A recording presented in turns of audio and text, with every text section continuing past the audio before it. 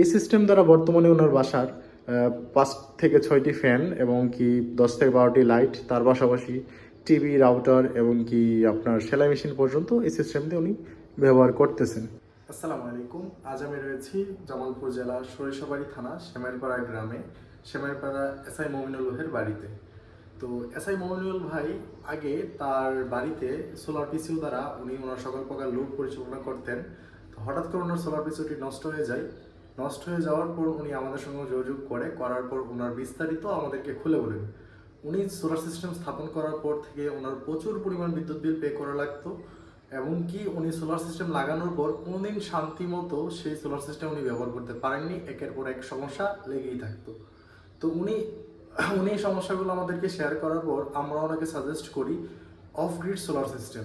তো এই হচ্ছে আমাদের অফ গ্রিড সোলার সিস্টেম। এই সিস্টেমে আমরা ব্যবহার করেছি 1.6 কিলোওয়াটের একটি অফ গ্রিড ইনভার্টার, তার পাশাপাশি সেফটি ডিভাইস এবং কি প্রয়োজনীয় সার্কিট ব্রেকার আর কি। তো এই সিস্টেমে আগের ব্যাটারি ছিল যেগুলো উনি সোলার পিসের মধ্যে ব্যবহার করতেন। এগুলো হচ্ছে রোইমাফ্রোজের ITB 150 মডেলের 2টি ব্যাটারি, এবং কি ওনার ছাদের উপর ওনার পিসের মাধ্যমে যে সোলার প্যানেল উনি ব্যবহার করতেন সেই সোলার প্যানেলগুলো রয়েছে। প্যানেলগুলো হচ্ছে লংজির 550 ওয়াটের ওল্ড মডেলের আর কি 2টি সোলার প্যানেল।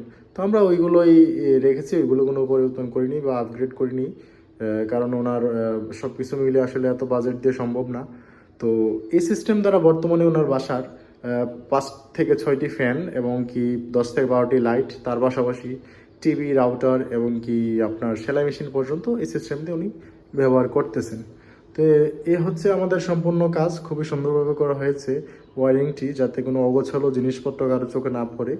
তো এই ধরনের সোলার সিস্টেম যারা করতে চাচ্ছেন কিংবা আগে সোলার পিসির মাধ্যমে সোলার সিস্টেম করে রেখেছেন বা বিদ্যুৎ বিল বেশি আসতেছে, তারা চাইলে আমাদের সঙ্গে যোগাযোগ করতে পারেন। আপনার সিস্টেমের সর্বোচ্চ সমাধান দেওয়ার চেষ্টা করবো ইনশাল্লাহ। তো আজকের ভিডিওটি এই পর্যন্তই, দেখা হবে পরবর্তী কোনো ভিডিওতে। আল্লাহ হাফেজ।